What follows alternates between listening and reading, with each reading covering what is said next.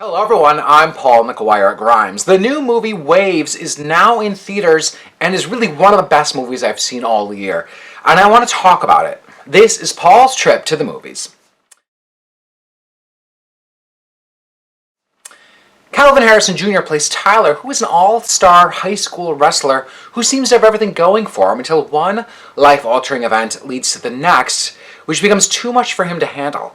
Despite having determined and engaged parents played by Sterling K. Brown and Renée Elise Goldsberry, his actions have dire consequences that shape the future for his family.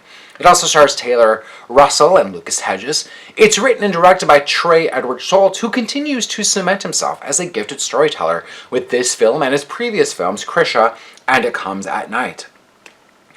We hear a pastor state early on that it takes a village to raise a child.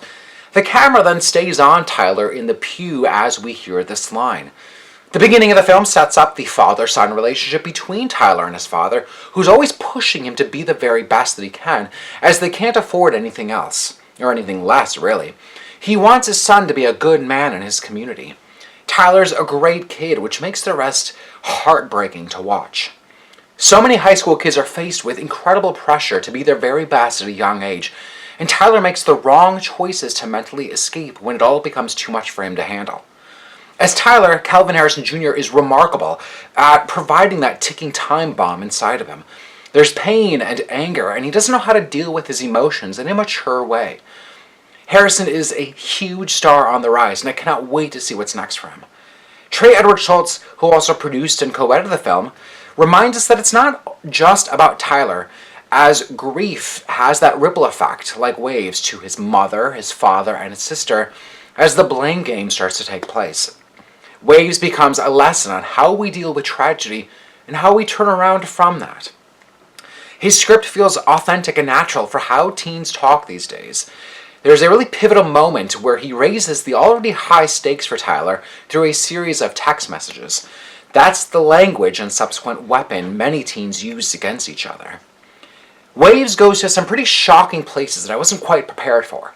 The result is that your emotional core just sinks inside of you on more than one occasion throughout the film.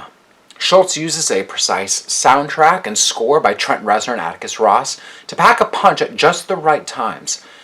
He mixes in different aspect ratios and a really beautiful cinematography by Drew Daniels to take us on this ride that is harrowing, brutal, and how he finds beauty along the way in order for his characters to heal. It really reminded me of Moonlight, with the various ways Shults uses to convey the poetry on screen, as every little moment counted for these characters. I'm giving Waves 5 out of 5 ticket stubs. If you like my review today, click subscribe on my YouTube channel. I have new reviews of movies like Knives Out and Marriage Story. Don't forget to follow me on Instagram and Twitter at Paul's Movie Trip, and then go to my website, paulstripthemovies.com, for even more reviews. Thank you so much for watching my review of Waves. This is Paul's trip to the movies.